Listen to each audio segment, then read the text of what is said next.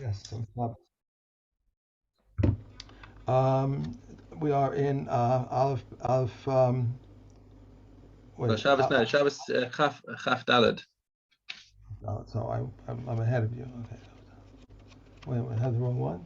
No, we got a few we've got a few bookmarks in Shabbos. Yeah, I know. Okay. No, I have the right places, but what? Come on.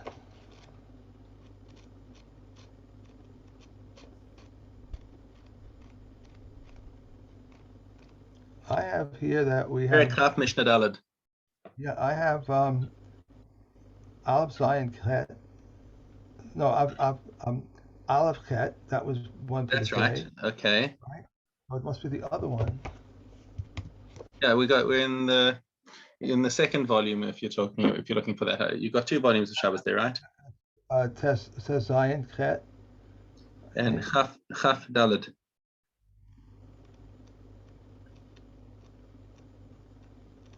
Okay, I'm trying to find it. Why can't I find it? Here it is. Kaf Daled.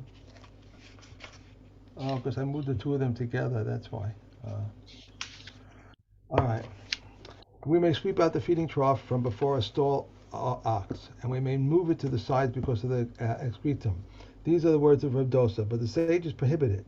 We may take feed from we take feed from before one animal and place it before another animal on Shabbos. Straw that is on the bed, one may not move it with his hand, but he may move it with his body. And if it was fodder for animals, or if it was a pillow or a sheet was over it, he may move it with his hand. A householder's clothes press we may undo, but we may not press down. A launderer's press, however, we may not touch. Um, I guess because the launderer's one is a professional. Yeah, exactly. And if Rehuda says it was undone before the Sabbath, we may undo it completely and remove it.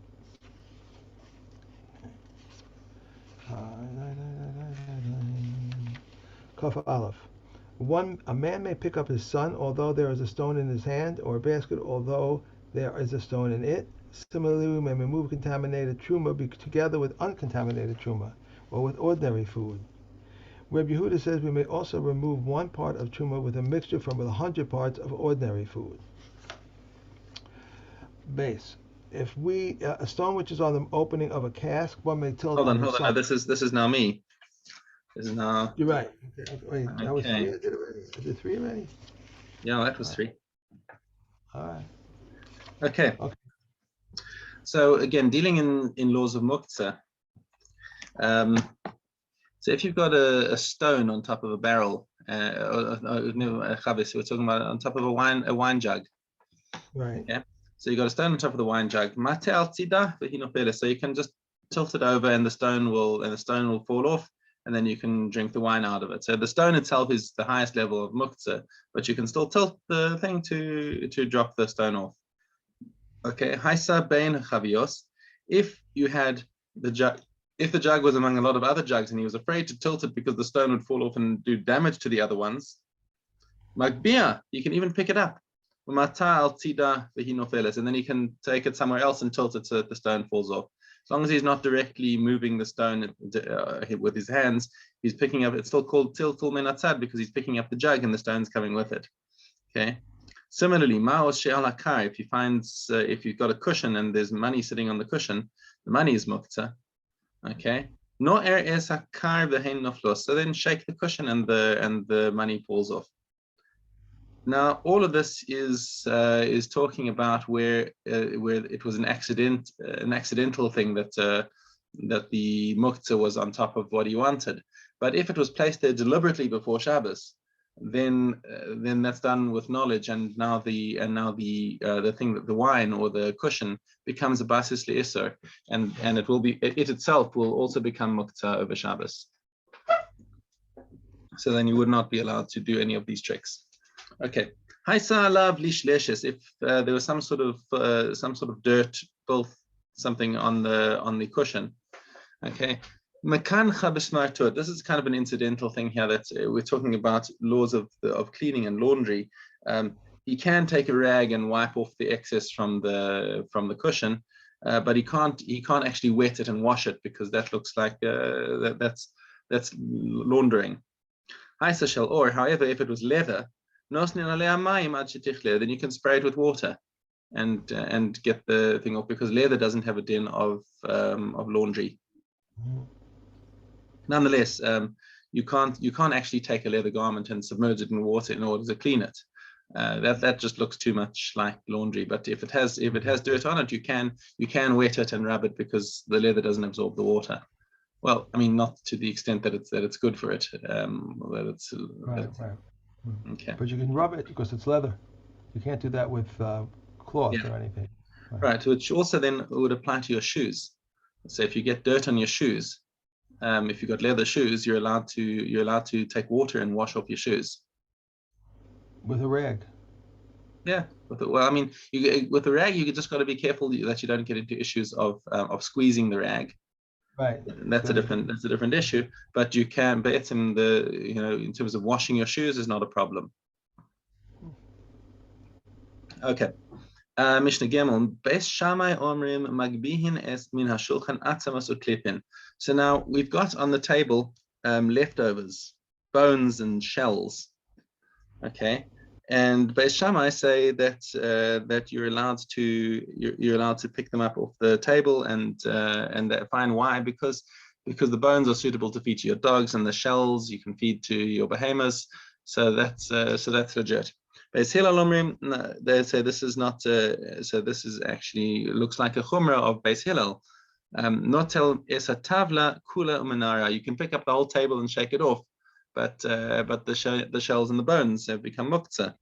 Actually, the Gemara goes into this, and seems like there's an argument as to who said what, and the maskana is that we don't actually accept the Girsa of our Mishnah as final, and that it is a chiluf hadvarim.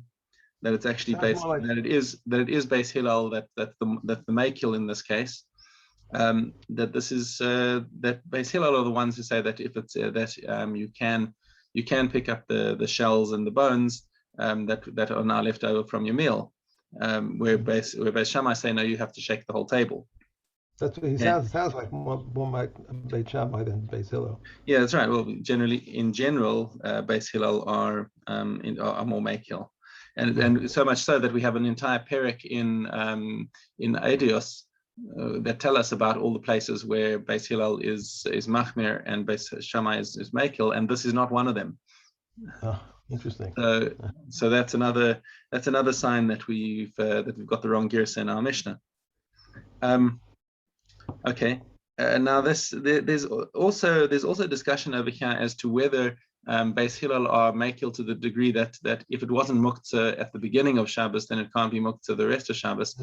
So even if it's not edible bones for your animals or shells, then would you be allowed to pick it up? So one opinion says that at least it has to be edible for some animal in order to allow you to pick it up.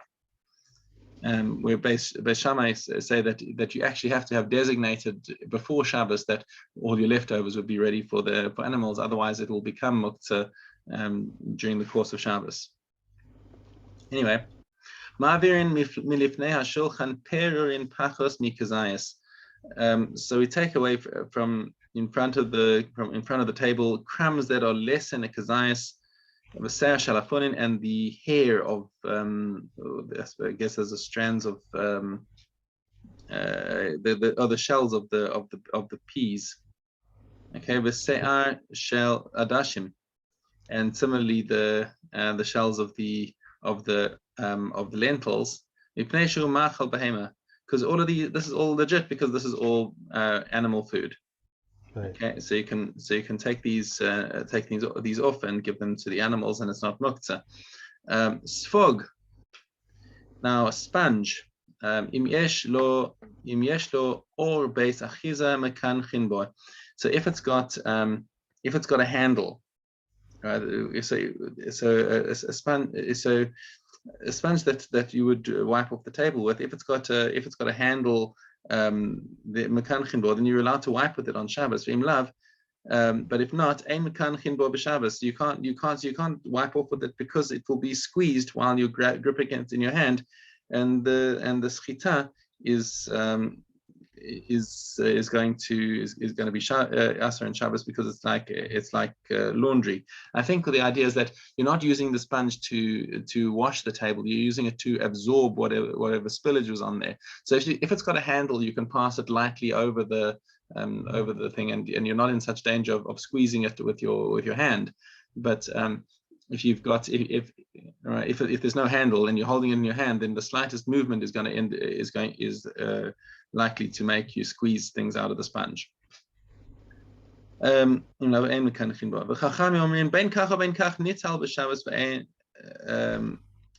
is that right? So in either case, whether it's got a handle or not, nital b'Shabbos, you're allowed to pick it up on Shabbos. And the sponge is not a kli that's makabel tuma. So why are you allowed to pick it? You're allowed to pick it up when it's wet, because it's when it's dry. Beg your pardon. You're allowed to pick up a sponge when it's dry because it's still called a kli. So even if it doesn't have a handle, you're allowed to pick it up, I suppose, because you could attach a temporary handle to it at some point. So a dry sponge is not considered muktzah on Shabbos. And it's also it's not a kli that you can that's makabel tuma. We've learned about this in kalim. It doesn't have it's none of the materials that are intrinsically makabel tuma, and therefore it is not makabel tuma. Okay. Right. Next chapter 22. Chavis shenishbera. So a cask got broken, and now it's dripping wine all over the place, and a person wants to save it. So now we're going to see a very familiar pattern. Matzilin hemenu mazon shalosh sudos. You're allowed to take enough out of it for 3 meals for the Shabbos. Okay, and you can come and save for yourselves. You can tell other people the same way. Now, what does this remind you of? We had this Mishna a few. Yeah, but what was the case? The halacha is similar. What was the case where we had this halacha as well?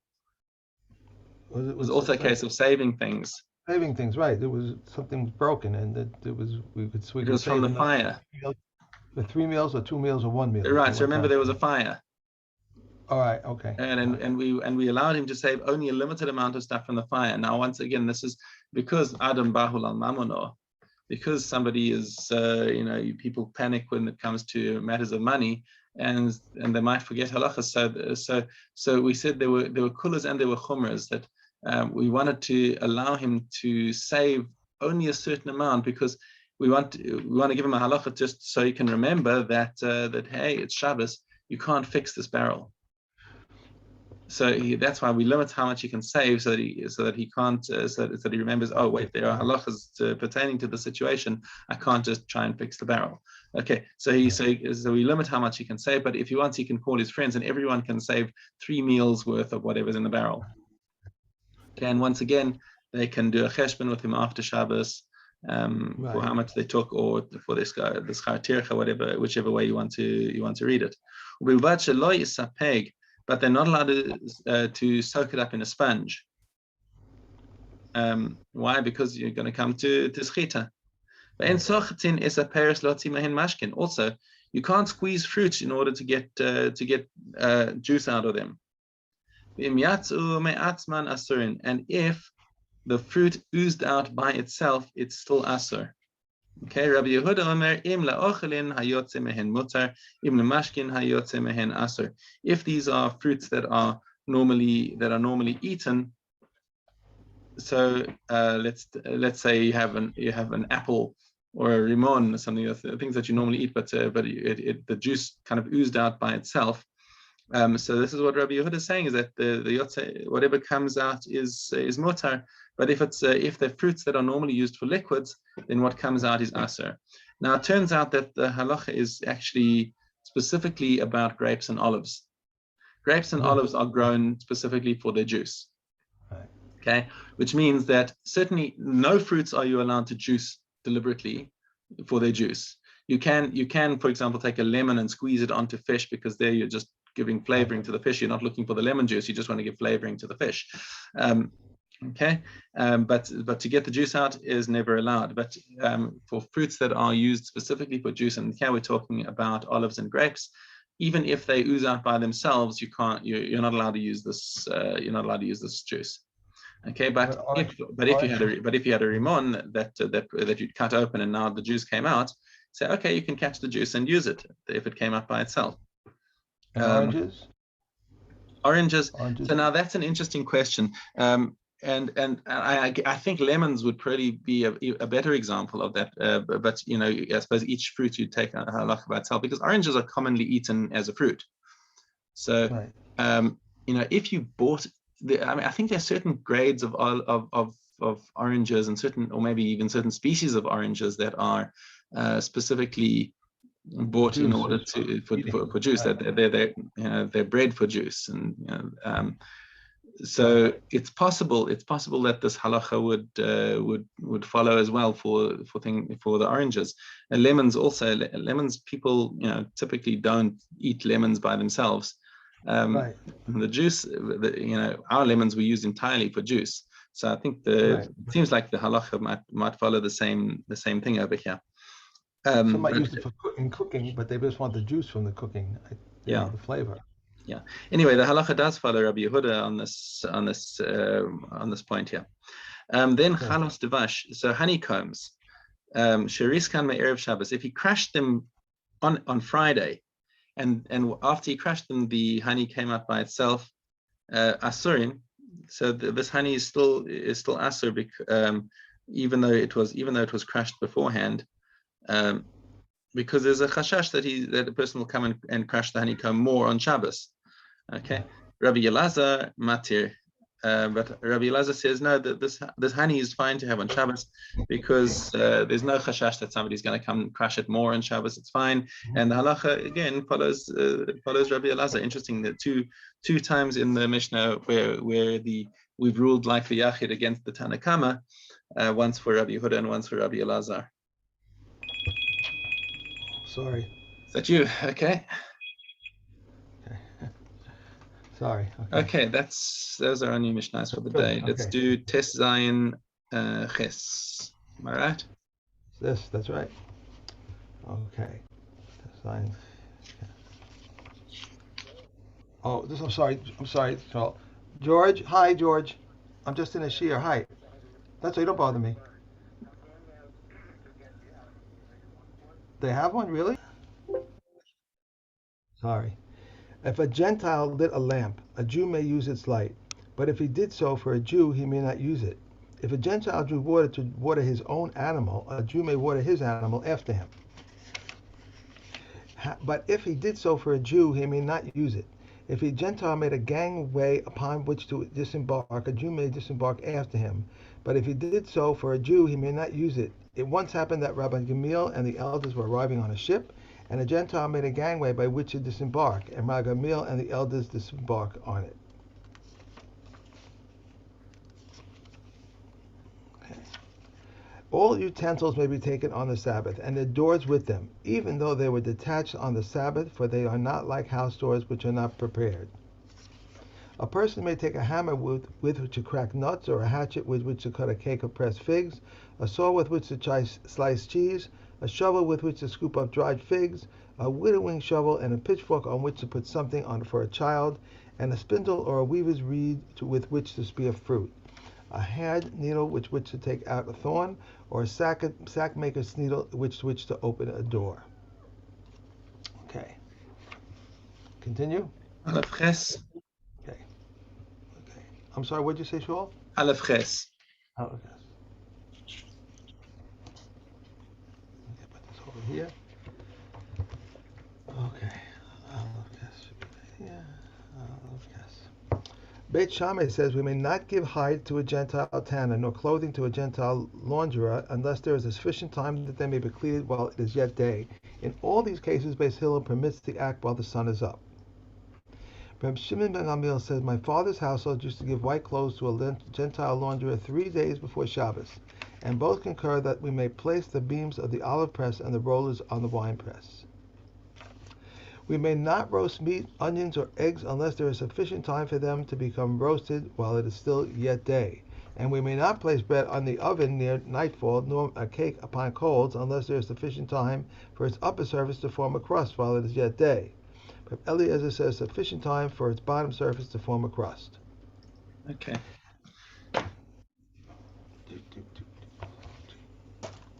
Okay, Trumos Vav Aleph.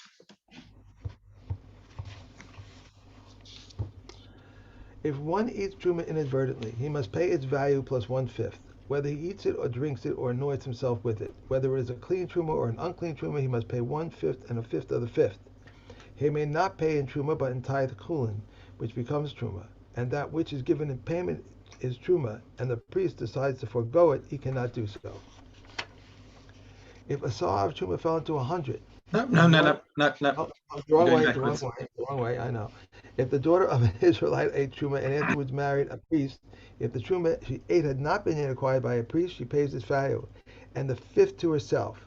If she ate truma which the priest had already acquired, she pays its value to the owners and a fifth to herself. If they said one eats truma inadvertently, he pays its value to the owners and a fifth to whomever he wishes. If one gives his laborers and his guests truma to eat, it pays its value, and they pay the fifth. This is Reb Meir, but the Kakamas say they pay its value and the fifth, and he pays them the value of their meal. Okay. Now, yesterday during davening, I a little bit in the middle, I started to doze for a second, and then I catch myself, and doze for a second, catch myself, and all of a sudden the Gabin Rishon comes over and taps me, and he points on my stender because he gave me shlishi. So Yeah. I felt so bad that the head rabbi, the gabbai comes over and has to tap me. I don't know if he thought I was sleeping or if I was just with my head bowed down. I felt so bad. It was a great aliyah though. She's a great aliyah. That's Oh, hang on. You did you also get on second day shlishi? second day. This is the second Yeah, day. me too. I also took shlishi yesterday. Oh, really? That's the akeda. Yeah, That's really the Akeda. wow. That's good. Kind of tap me to Okay. get. Wow. Toros All Yud right. base. Okay, Yud base. Presses were coming in and going out of the olive press, and there were tummy beverages in the olive press. If between the beverages and the olive press olives, there is enough distance for them to dry their feet on the ground, the olives are tahor. In front of the presses and the grape harvests there was tuma. They are believed to say, "We did not touch it." And similarly, the children among them may go outside the entrance of the olive press and relieve themselves behind the fence, and they are deemed to still be tahor. How far may they go and remain tahor? Only as far as he can still see them. With regard to olive presses and grape harvests, once he brings them into the area of the cave, it's sufficient. And these are the words of Reb Meir. Reb Yossi says he must stand over them until they immerse. Reb Shimon says that if they are tahor to themselves, he must stand over them until they immerse. If they are tummy to themselves, he does not have to stand over them until they immerse. So you're right. We don't trust their judgment. If they think that they're Right. tahor and they're just like entertaining you, then you have to watch them because they might decide, I don't feel like I'm really tahor. But if they know that they're tameh, then you don't have to watch them, says Rabbi Shimon. But the halacha is Rabbi Yossi that you have to watch them either way. Either way. These are Amei Haaretz who don't know much from Tumah and Tara. Okay. That was 3? Yeah. No, one more. We'll have one more. One who places grapes taken from the base baskets and from the expanse on the ground onto the winepress. Beis Shammai says he must put them in the winepress with hands that are tahor, and if he puts them in the winepress with hands that are tameh, he has rendered the grapes tameh. Beis Hillel says he may put the grapes in the winepress with hands that are tameh, and he can still separate their truma in tahara. If one took grapes from a bucket or from an expanse on leaves, everyone agrees that he must put them in the winepress with hands that are tahor. And if he put them in the winepress with hands that are tameh, he has rendered the grapes tameh. Okay. By the way, also when I was up there after my aliyah, so he asked me for one of Misha Barracks. I said yes. So I'm used to, in most places, that you got to give the names. So as I started to give the name, he said no names. No, we'll just cover the whole family and everything. In a hurry. They wanted to Is get moving. Avatzion? Avatzion, yeah. They wanted to get moving. So Yeah. Okay, we're in Menachos Yud base. If one says, "I take upon myself to bring a mincha offering in a mechaves," and he brought it in a makeshes, or he said in a makeshes, and he brought it in a makshavas, what has he brought? He has brought, but he has not fulfilled his obligation. If he said this is to be brought in a Shabbos and he brought it in a Markeshes, or he said in a Markeshes and he brought it in a Shabbos, it is invalid. I will take upon myself to bring two esrogim in one vessel, and he brought them in two vessels. Or he said in two vessels, and he brought them in one vessel. What has he brought? He has brought. What he has not fulfilled is, but he has not fulfilled his obligation. If he said these are to be brought in one vessel, and he brought them in two vessels, or he said in two vessels, and he brought them in one vessel, they are invalid. If he said, I take upon myself to bring two esronim in one vessel, and he brought them to two vessels, and he said to them, you owed to bring me in one vessel. If he brought them in one vessel, they are valid. In two vessels, they are invalid. If he said, I take upon myself to bring two esronim in two vessels, and he brought them in one vessel, and they said to him, you vowed to bring them in two vessels. If he brought them in two vessels, they are valid. And if he placed them in one vessel, it is like two mincha offerings which were mixed together. In other words, it's still actually kosher, even though they were brought in two in one vessel. It's like, okay, so there were two that got just mixed up, and that's still okay. If he said, I take upon myself to bring a mincha offering from barley, he must bring one from wheat. If he said coarse flour, he must bring fine flour. Without oil and frankincense, he must bring it with oil and frankincense. Half an isaron, he must bring an isaron. Half an isaron and a half, he must bring two. Reb Shimon exempts him because he did not donate in the manner of those who donate. And a person may donate a mincha offering of 60 isaron and bring it in one vessel. If he said, I take upon myself to bring 61 isaron, he brings 60 in one vessel and one in another. Similarly, the congregation brings 61 on the first day of Sukkot, which falls on Shabbos. It's sufficient for the individual that it be less than the congregation. Reb Shimon said, but these aren't for the bulls, and these are for the lambs, and they may not be mixed with one another. Rather, until 60 they can be mixed. They said to him, 60 can be mixed, and 61 cannot be mixed. He said to them, all measurements of this chachamim are thus.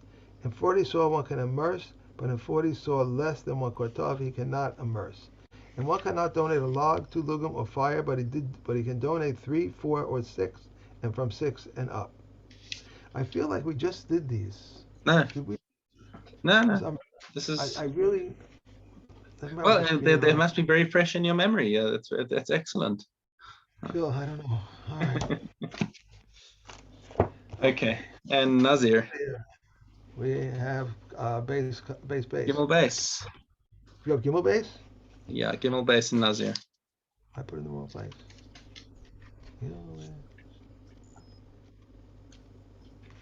Someone who declared 2 terms of Naziris shaves for the first day on day 31 and for the second day on day 61. But if he shaved for the first on day 30, he shaves for the second on day 60. And if he shaved on day 60 minus 1, he has discharged his obligation. And this testimony was attested to by Rabbi Papias, who about someone who declared 2 terms of Naziris, that he shaved for the first day on the 30th, and he shaves for the second day on the 60th. If he shaved on 60 minus 1, he has discharged his obligation because day 30 is reckoned for him in the count of the second term. Someone who said, I am a Nazir, if he became Tamei on day 30, he forfeits all. Reb Eliezer says he forfeits only 7, and if he said, I am a Nazir 30 days, and he became Tamei on day 30, he forfeits it all. One who says, I am a Nazir for 100 days, if he became Tamei on day 100, he forfeits all. Reb Eliezer says he forfeits only 30 if he became Tamei on the day 101. He forfeits 30 days, and Reb Eliezer says he only forfeits 7. Okay, good. Okay. All right. Terrific. Mitzvah Hashem, I will see you tomorrow. Mitzvah Hashem. I hopefully will try to get it early enough so you can get to shul. So, wait, we have Slikos again tomorrow, so it's going to be. Thank you. All right. Yeah, okay. All right. Have a lovely day. Thank you. Bye. Bye.